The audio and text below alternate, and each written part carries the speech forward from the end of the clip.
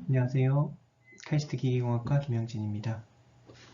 올해 2021년 학생위원회에서 기계공학과 학생위원회에서 카이스트 ME 커리어 윅을 준비했습니다. 학생 여러분들이 선배님들과 졸업생분들과 이야기를 나누면서 기계공학과 졸업 이후의 진로에 대해서 생각해보는 시간을 가지기 위함인데요.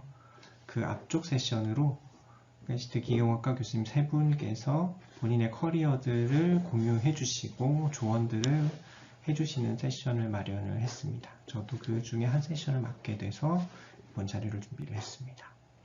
제목은 My Research Journey to Trapezius Photonics인데 연구 내용보다는 오늘의 주제에 맞춰서 제가 어떻게 진로 선택을 했는지, 멘토들을 어떻게 만났는지, 그리고 커리어를 어떻게 관리해왔고 그 중간중간에 어떤 기법들을 썼었는지에 대해서 공유를 해드리고자 합니다. 어떻게 보면 다 아시는 내용일 수도 있지만 확인하는 의미에서 이미 아시는 분들은 들었으면 좋겠고 아직 커리어 관리를 직접 시작하지 않으신 분들은 더 좋은 방법들도 많겠지만 제 방법도 방법 중에 하나로 고려를 하셨으면 합니다. 그러면 내용 발표 시작하겠습니다. 콘텐츠는 다음과 같은 형태로 발표드리겠습니다. 먼저 제 삶에 대한 부분들을 케이스 스터디로 진행을 할 예정이어서 먼저 제 간단한 자기소개를 해야 되겠죠. 이후에 하나의 예시로 진로 선택 어떻게 했는지, 멘토를 어떻게 찾았는지, 연구 커리어를 어떤 방향으로 설정을 해왔는지, 이를 CV로 어떻게 관리를 했는지, 그 다음에 그걸 기반으로 제가 학생 여러분께 드리고 싶은 조언들을 할 예정입니다. Q&A 세션은 저희 커리어 윅 내에 저녁 8시 이후에 질문 세션을 만들 예정인데 제가 그 세션 중에 하나를 담당할 예정이니까 Q&A는 그 이후에 진행하시는 걸로 생각하시면 되겠습니다. 저는 카이스트 기계공학과에서 학사, 석사, 그리고 박사, 이후에 박사 후 연구원까지 쭉 상당 기간 오래 있었던 여러분 98학번 선배입니다.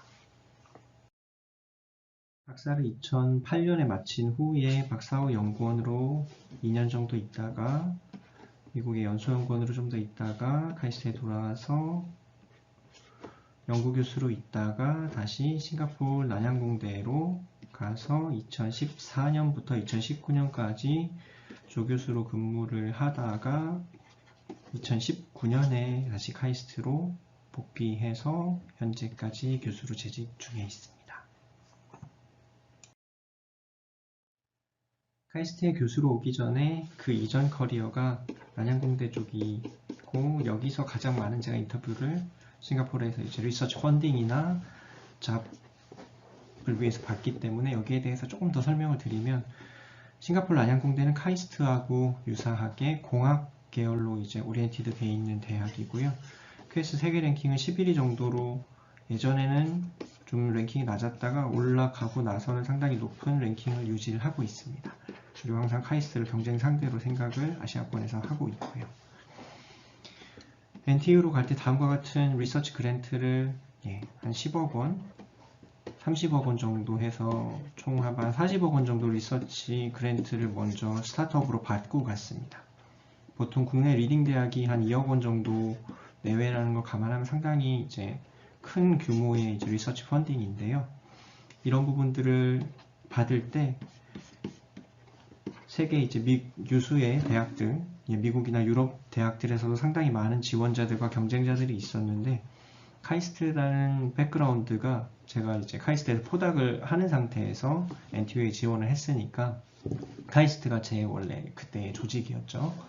그래서 카이스트의 네임밸류를 가지고 세계의 다른 경쟁자들과 경쟁을 하기에 전혀 무리는 없었었고요. 그래서 2015년에 NRF 펠로우로 선정되면서 한 30억 원 정도 지원을 받았는데 그때 싱가포르 정부 전체에서 한 6명 정도를 선정을 했었고 세계적으로는 지원자가 한 300명 정도 됐었습니다.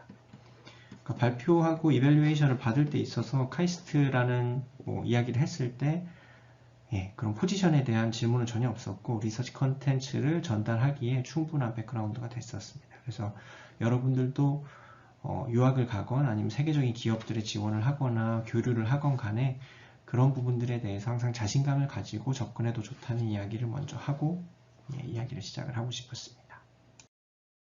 일부 내용과 연계가 될 수 있기 때문에 말씀드리면 제가 연구하는 분야는 제어 계측 분야입니다. 빛을 이용해서 측정하고 패터닝하고 제어를 하는 연구들을 수행을 하고 있습니다.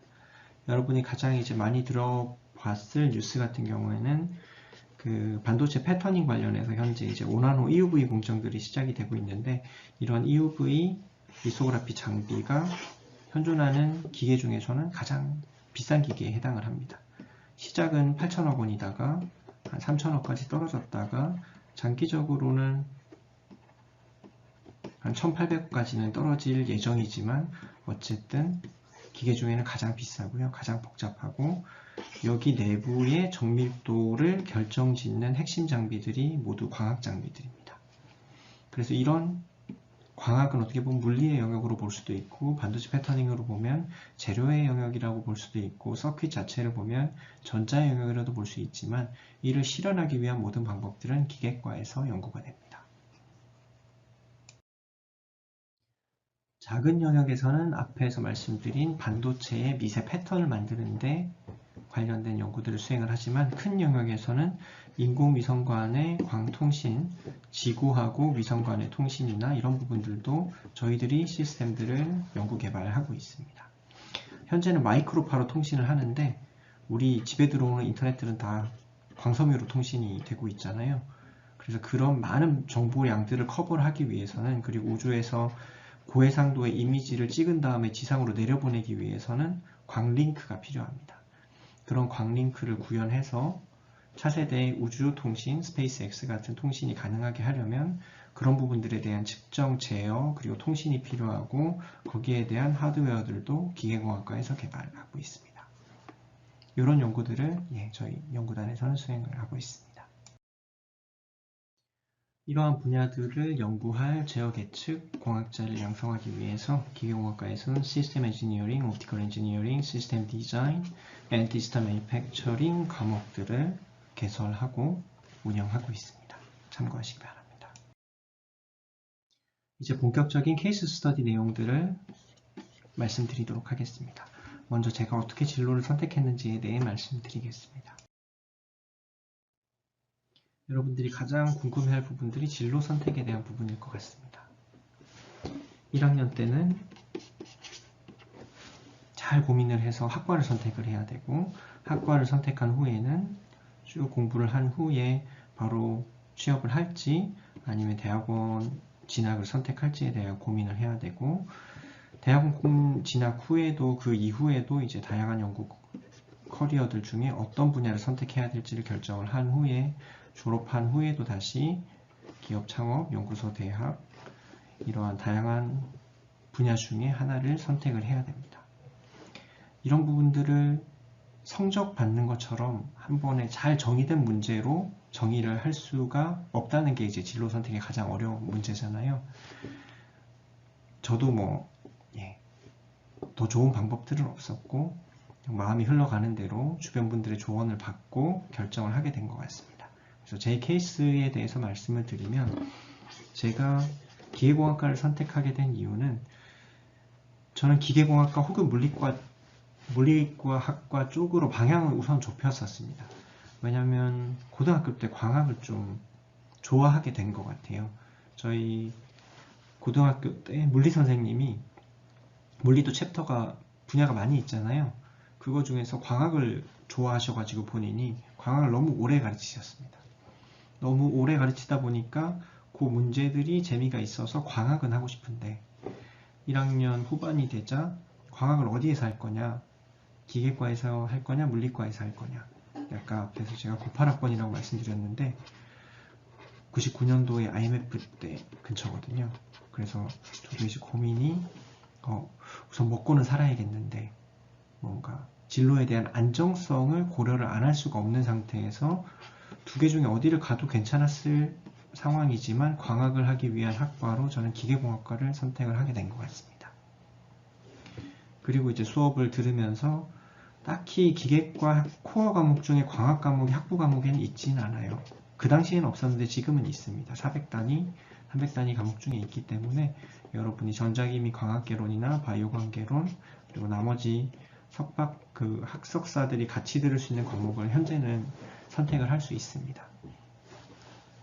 그때는 일반 과목들을 우선 들으면서 1, 2, 3학년을 지냈고 랩을 정해야 되는데 랩을 정하려면 이제 개별연구 졸업연구를 해보는 게 좋겠다.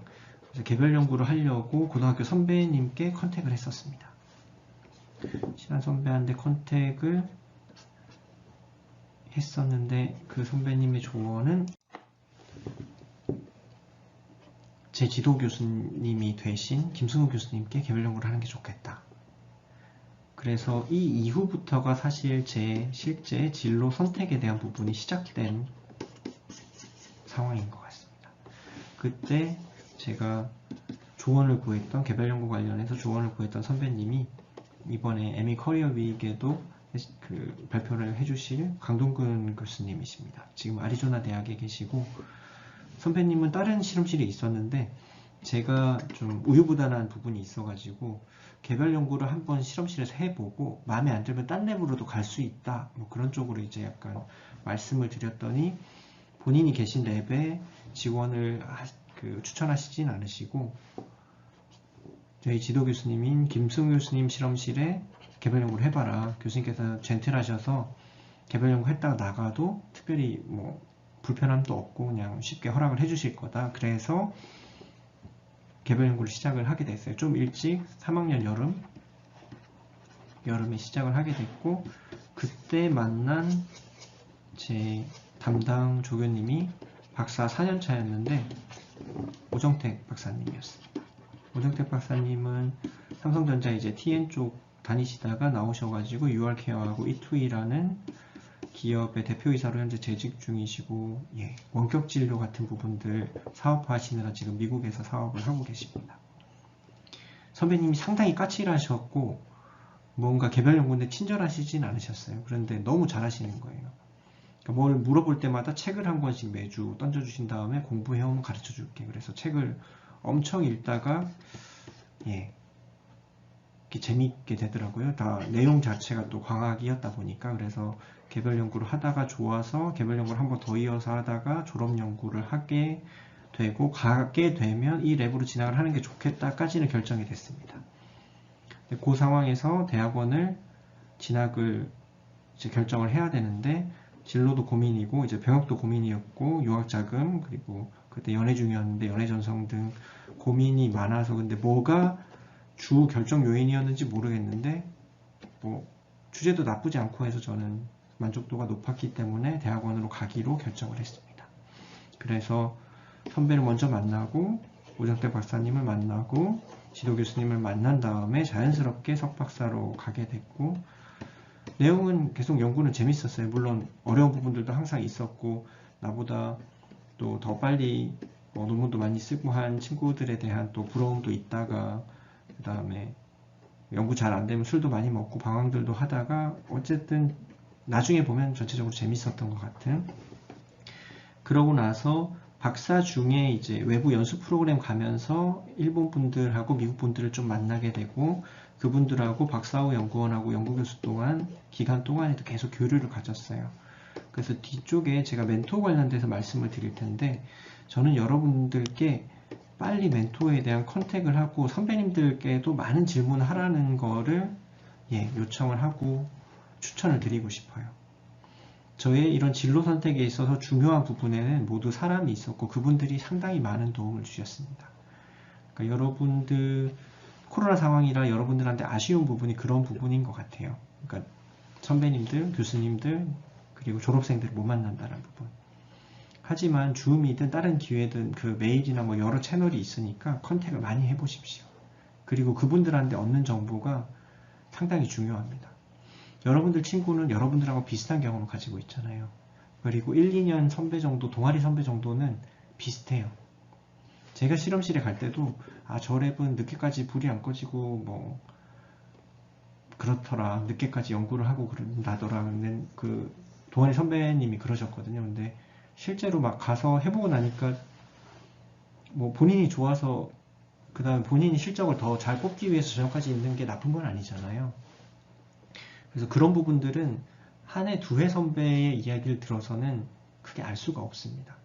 좀 더 연차가 높고 석박사 이상의 이제 선배들을 만나는 게 좋고 교수님들을 만날 수 있으면 더 좋고요. 그 다음에 졸업생들도 만날 기회가 있으면 좋고, 그리고 컨택을 하면 여러 선배님들이 좋은 말씀을 해주실 그 준비가 돼 있어요. 그러니까 이번에도 우리가 카이스트 ME 커리어 윅 하면서 선배님들 요청 드렸을 때 15분 이상이 흔쾌히 합류를 해주시겠다고 하신 게 본인의 경험을 나눠주고 싶어 하세요. 그래서 여러분들이 컨택만 하면 좋은 선배님들을 얼마든지 만날 수 있고 거기서 좋은 그 정보들을 들을 수가 있어요. 그 정보를 듣고 여러분의 진로를 설계를 해야 됩니다. 그걸 저는 가장 강하게 추천드리고자 이 자료를 만든 거거든요.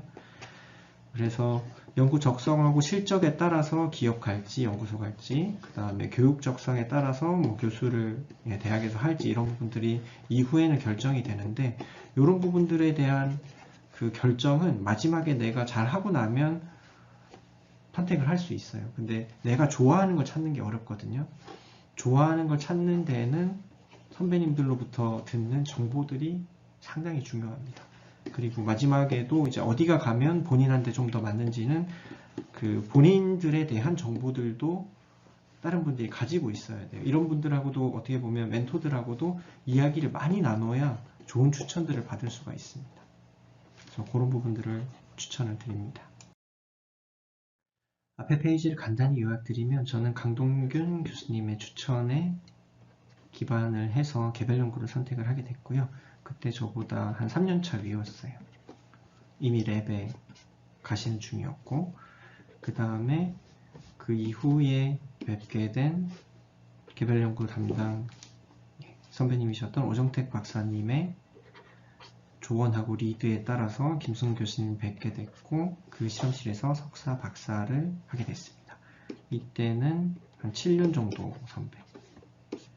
연차가 꽤 차이가 나는 게 좋습니다. 나보다 훨씬 하이 퀄리티의 정보들을 가지고 있기 때문에.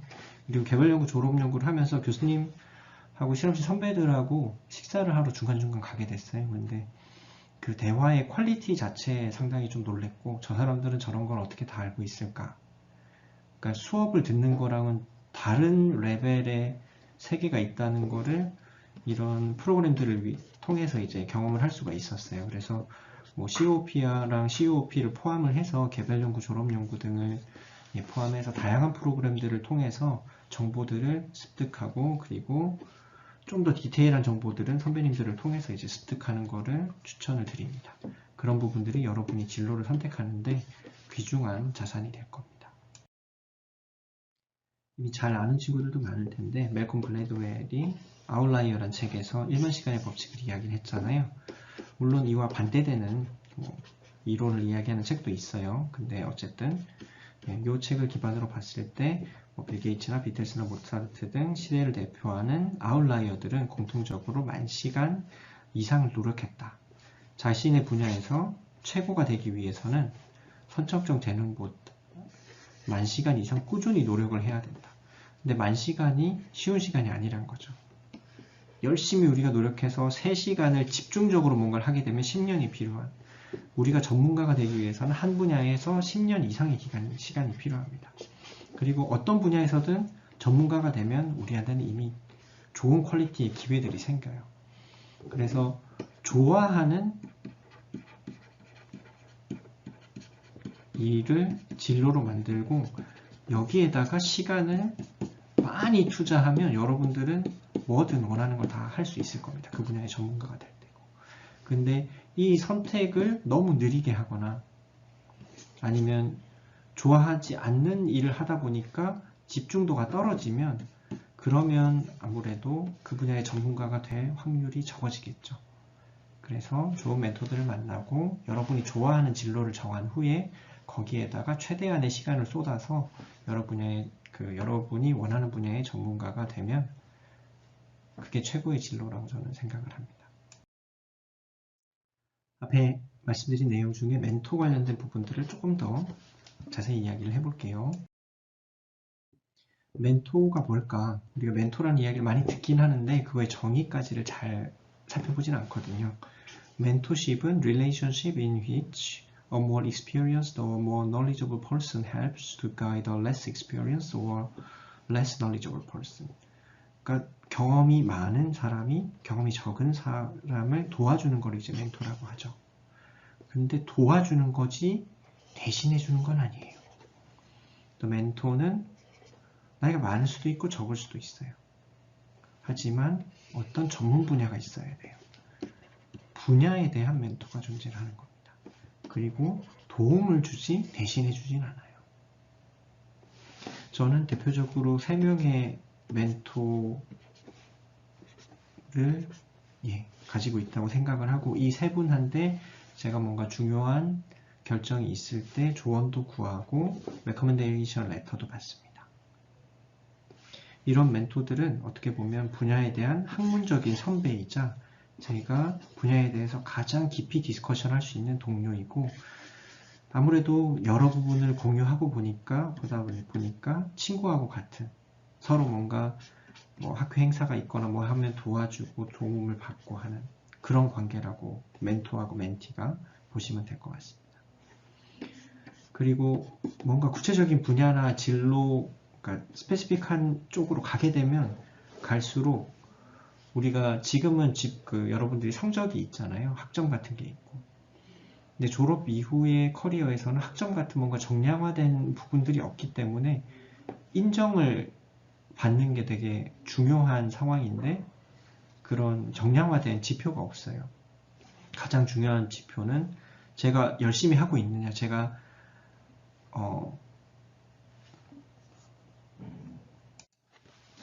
나태해지거나 뭔가 잘못된 길로 가지는 않고 있느냐의 기준은 저는 멘토라고 생각을 합니다.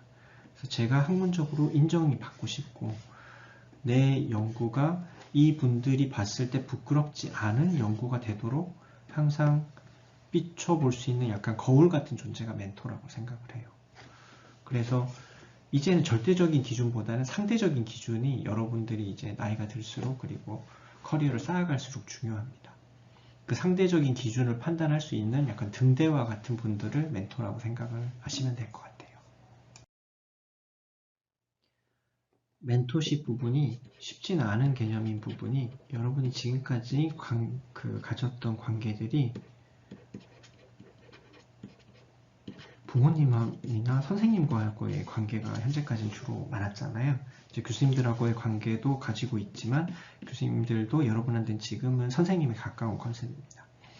이분들은 여러분들을 좀 강하게 도와주고 리드하고 특히 부모님들은 아무 조건 없이 이제 지원을 아끼지 않으시는 분들이잖아요. 멘토는 좀 다릅니다. 멘토는 약간 동료의 느낌이에요.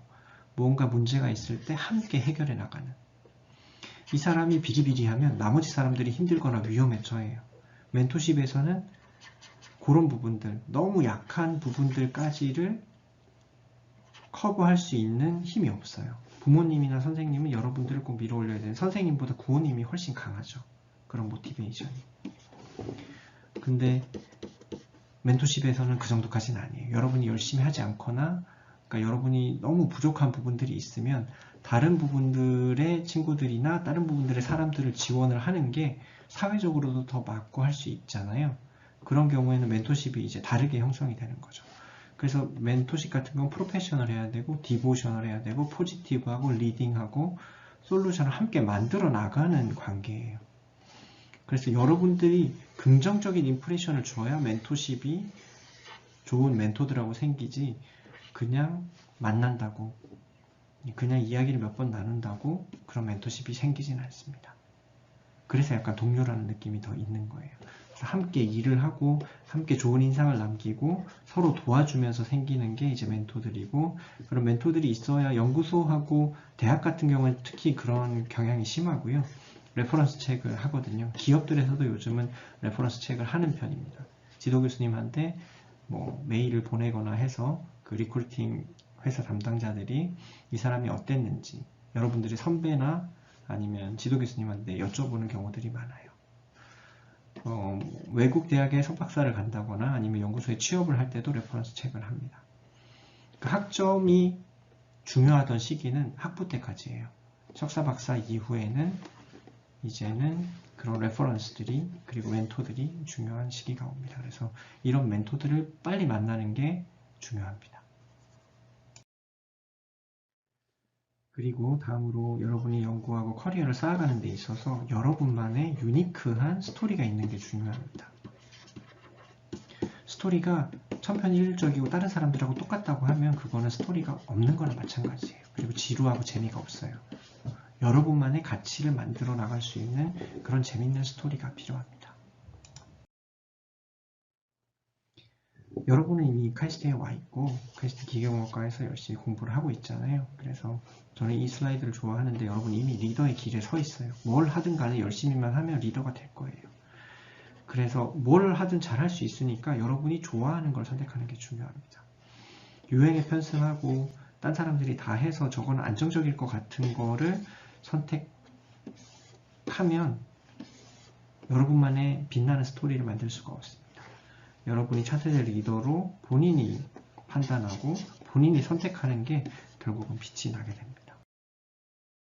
시간 관계상 발표를 다 드리지 못하지만 2014년에 제가 싱가포르 난양공대에 가서 리서치 펀딩을 받을 때 발표 자료를 공유 드립니다. 발표 시간은 10분이었고요. 10분 안에 30억이 결정되는 리서치 톡이에요. 여러분이 그냥 병렬식으로 나는 이런 연구를 했다고 하면 펀딩이 잘 안 나옵니다. 그렇겠죠. 아무래도 10분 안에 이게 얼마나 의미 있는 연구이고 어떤 히스토리로 진행이 되었고 나는 어떤 경험들이 있고 이건 싱가포르 정부와 지금 대학에 이런 의미로 향후에 다가갈 거라는 스토리를 만들어줘야 되는데 이 앞하고 뒤도 스토리가 중요하지만 내가 쌓아왔던 연구 커리어의 스토리가 있어야 이게 일관적으로 뒷받침이 됩니다. 이런 스토리가 탄탄할수록 심사위원들이 긍정적으로 판단을 하게 마련이죠. 결국은 여러분이 어느 대학에 지원하건 어느 연구소에 지원하건 어느 회사에 지원하건 동일합니다. 여러분을 왜 뽑아야 되는지에 대한 허리, 그 스토리가 강해야 돼요. 그런 부분들에 대해서 생각을 하면서 여러분이 그냥 지금 유행하는 주제로 가는 허리를 가지고 발표를 하면 그냥 여러 명 있는 사람 중에 한 명이 될 뿐입니다. 여러분의 허리를 튼튼하게 만들어주는 게 그런 스토리거든요. 그런 부분들을 많이 고려하면 좋겠습니다.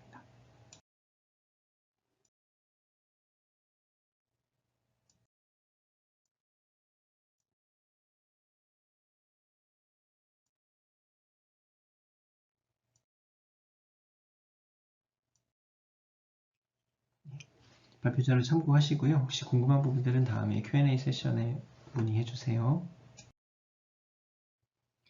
그 다음에 CV, 이력서 작성에 대해서 말씀드리려고 합니다. 저는 이력서 작성을 일찍부터 하길 추천을 드려요. 불행히도 저는 일찍 시작을 못했습니다. 한 박사 2, 3년 차부터 CV를 작성을 하기 시작했는데 그때도 다른 친구들보다는 조금 더 빨랐던 편이긴 한 것 같아요. 이력서를 쓰면 장점은 평가 선발하는 입장에서 본인을 바라볼 수가 있어요. 그러니까 학생들이 생각하기에 내가 옆에 친구들보다는 잘하는데 왜 나를 안 뽑아주지? 뽑는 사람 입장에서는 상당히 그게 다릅니다. 예를 들어 여러분이 박사 졸업을 했는데 옆 랩의 친구들보다 실적이 조금 좋아요.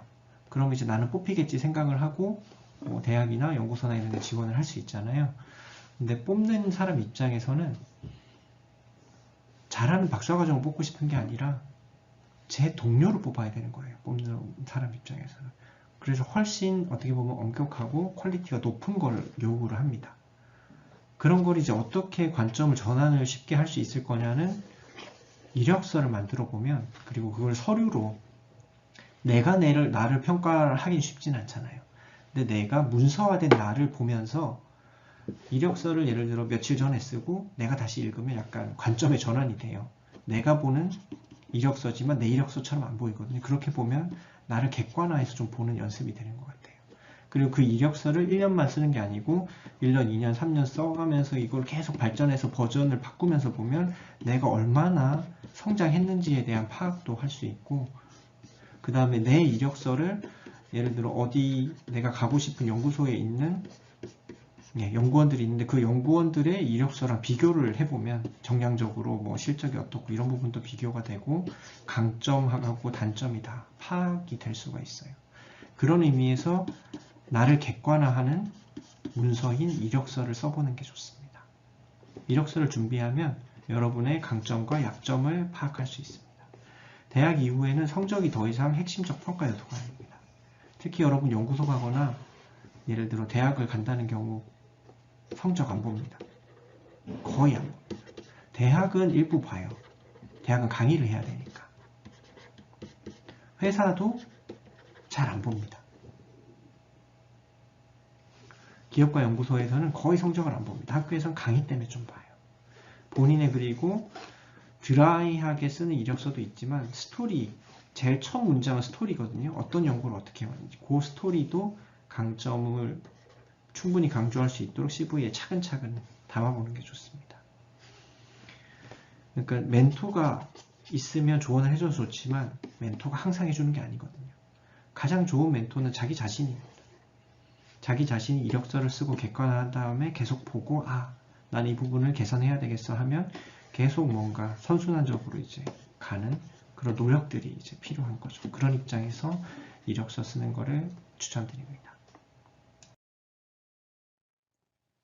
제 이력서 샘플인데요. 한 번에 만든 건 아니고요. 여러 번 만들었고 포맷 같은 경우엔 제 분야에 연구하시는 분들의 포맷을 여러 개 참고해가지고 이렇게 만들었었어요. 그래서 사진하고 이름하고 현재 소속하고 뭐 주소들 같은 정보들이 있고 핵심 연구 스토리 나는 이런 연구를 한다. 그 다음에 현재 포지션 그 다음에 기존의 임플리먼트 히스토리하고 학위 내용들하고 그 다음에 어떤 뭐 수상 내역이나 아니면 학회 내역들 같은 부분들 이런 부분들이 이제 이력서에 포함돼요. 그리고 뭐 아카데미아에서는 핵심적인 부분이 이제 논문 실적이니까 이런 부분들도 이제 이력서의 핵심 사항으로 들어가죠. 이런 이력서 포맷이나 부분들은 제 홈페이지에도 연구실 홈페이지에도 있고 필요하면 워드 포맷으로 서식을 공유를 해드릴 테니까 그런 걸 참고해가지고 이력서들을 만들어 보는 걸 추천합니다. 지금까지 4개의 케이스 스터디를 제 경험을 기반으로 해봤습니다. 이제 마지막으로 여러분들께 드리고 싶은 조언을 드린 후에 마치도록 하겠습니다. 제 조언은 프로페셔널하라는 겁니다. 앞에 얘기랑 좀 맥락이 비슷한데 여러분들은 어리고 아직 경험이 적고 그렇다고 생각을 할 겁니다. 근데 여러분이 졸업하고 뭔가 진로를 선택하는 순간 뽑는 사람 입장에서는 내 동료를 뽑는 겁니다. 그래서 프로페셔널 하기를 원해요. 내 동료가 자기의 일을 태만하게 해서 나한테 아니면 회사에 아니면 연구소, 학교에 좋지 않은 영향을 끼치거나 나한테 그 일이 넘어오길 원하는 사람은 없어요. 그러다 보니까 뽑는 사람한테 프로페셔널한 그런 자질이 있기를 원합니다. 프로페셔널은 뭔가 정의하기가 쉽진 않죠. 저는 옷차림부터 시작한다고 생각 어느 정도는 해요. 여러분들이 펀징 에이전시나 아니면 사람을 뽑는 입장에서 평가 선발하는 입장에서 본인을 바라보세요. 면접에 갔는데 이렇게 입고 가는 것보다는 아무래도 웰 드레스드 하는 게 나을 거잖아요. 그러니까 본인이 얼마나 실력이 있어도 얼마나 실력이 있는지는 짧은 면접 시간 동안 보여주기는 힘들어요. 여러분의 매력을 뽐내기에는 시간이 너무 촉박합니다. 지원자들이 너무 많기 때문에. 그래서 마이너스 요인을 최대한 줄이고 여러분의 장점을 일부라도 어필을 하는 게 면접 시간입니다. 이런 부분들은 마이너스 요인이잖아요. 마이너스 요인을 없애고 다른 부분에서는 평균적인 부분들을 관리하고 나의 강점을 어필을 해야만 그래야 우리가 원하는 진로들을 그리고 원하는 기회들을 잡을 수 있으니까요. 기회는 의도치 않은 순간에도 옵니다. 이 부분들은 예를 들어 실험실에 있으면 실험실에서 편하게 읽고 있을 수 있잖아요. 어떻게 보면 석박사 동안에는 그 연구실이란 공간이 우리가 일을 하는 공간이니까. 하지만 펀딩 에이전시도 오고 기업들에서도 방문을 자주 하고요. 연구소에 다른 분들이 오기도 해요. 같은 프로젝트를 하는 분들이. 그분들이 지금은 그냥 지나가는 분들이지만 그분들이 나중에 인사권자의 가능성이 많아요. 내가 연구소에 가고 싶으면 연구소 분들이 프로젝트를 같이 하잖아요. 그분들이 같이 연구를 할 때 항상 긍정적인 이미지였던 친구들에 대해서 긍정적으로 리크루트해서 볼 가능성이 높으니까 그런 평소에 가졌던 어떻게 보면 긍정적인 느낌이 면접 때 긍정적인 것보다 훨씬 강력해요. 그래서 이런 어드바이스가 좀 불편할 겁니다. 왜냐하면 평소에 항상 해야 되는 거니까. 앞에 내용도 좀 불편하잖아요. CV 안 써도 될 것 같은데 벌써 쓰라고 하고, 그 다음에 선배님들 안 만나고 좀 불편하고 안 만나고 싶은데 선배님들 만나라고 하고. 그러니까 결국 우리가 객관화되지 않은 지표들로 선발을 이후에는 하게 되기 때문에 그런 개인적인 관계라든지 조언이라든지 이런 부분들이 점점 중요해지는 거예요. 그래서 여러분들한테 이런 부분들을 잘해서 플러스를 하라는 게 아니라 이런 부분들에서 마이너스가 오는 걸 최대한 막고 여러분의 장점을 어필하라는 내용이니까 조금 불편해도 들으면 좋을 것 같습니다. 그리고 식사 예절 같은 부분들도 연습을 하면 좋아요. 저도 좀 일찍 이제 기숙사 생활을 시작을 해서 식사 예절이나 뭐 와인 마시는 부분이나 뭐 테이블 매너나 이런 거를 배울 기회가 많지는 않았는데 그때는 기계공학과 세미나 시간에 한번 그런 걸 해준 적이 있었거든요. 저는 개인적으로 그 기회가 되게 좋았었어요. 그 이후에 노벨상 받은 분들하고도 식사할 기회들도 있었고 막 있을 때 그때가 되게 생각이 많이 나면서 학과에서 많이 신경을 써줬구나 하는 생각들이 있었거든요. 그래서 제 경우에는 이런 부분들이 많이 도움이 됐어요. 저는 대학원 때도 계속 좀 정장은 아니더라도 그래도 셔츠나 이런 걸 입으려고 노력을 했던 편이고 나쁘게 작용을 하진 않았던 것 같아요. 프로페셔널에 대해서 몇 개 사이트를 찾아보면 이렇게 정의를 하더라고요. 그래서 키 엘리먼트 몇 개가 있어요. 어쨌든 정각에 미팅이나 이런 부분에 항상 정각에 도착하고 정각에 시작하고 드레스 프로페셔널이 항상 좀 프로페셔널하게 입고 그 다음에 리스펙트를 보이고 정치나 가십들은 약간 좀 덜하고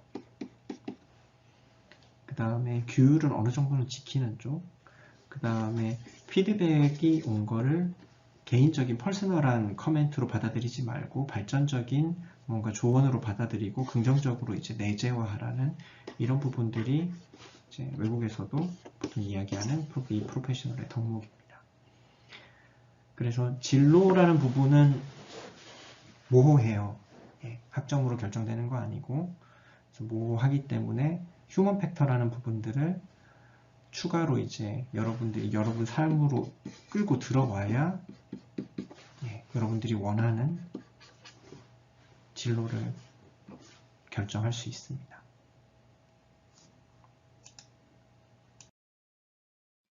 앞에서 말씀드린 대로 Q&A 세션은 10월 마지막 주 에미 커리어 윅 주간 동안 진행하도록 하겠습니다. 이후 공지를 참고해 주세요.